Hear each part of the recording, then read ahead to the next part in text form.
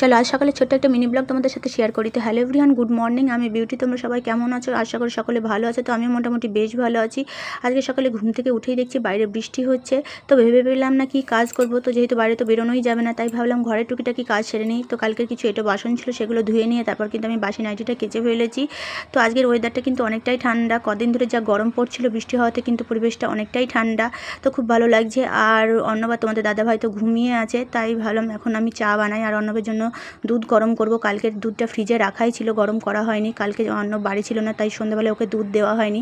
তাই ভাবলাম এখন ওকে গরম গরম দুধ বিস্কুট দেবো, আর বাকি যে দুধটা থাকবে সেটা দিয়ে আমি চা বানাবো। আর ওদিকে বলতে বলতে অন্যবের দুধ বিস্কুট রেডি করে ফেলেছি, আর আমি এদিকে চা বানিয়ে ফেলেছি। আর আমার চানাচুর দিয়ে ওদিকে মুড়ি মাখিয়েছি। তো এটা কিন্তু প্রতিদিনে আমি খাই সকালবেলায় চা মুড়ি। তো দুধ চা খাওয়া হয় না, দুধ চা খেলে গ্যাস অম্বল হয় বলে লিকা চাটা খাই। তো মাঝে মাঝে যেদিনকে দুধ বেশি থাকে তো সেই দিনকেই দুধ চা বানিয়ে খাই। তো তারপর অন্যকে ব্রাশ করিয়ে আমিও ব্রাশ করে তো দুজনে মিলে যে এখন খাবো। তোমাদের দাদাভাই ঘুমিয়ে আছে। তো যাই হোক, কেমন লাগলো আজকে সকালে ছোট্ট মিনি ব্লগটি জানিও। ভালো লাগলে অবশ্যই ভালোবাসা দিও। তো সবাই ভালো থেকো, আবার দেখা হচ্ছে পরের ভিডিওতে। টাটা।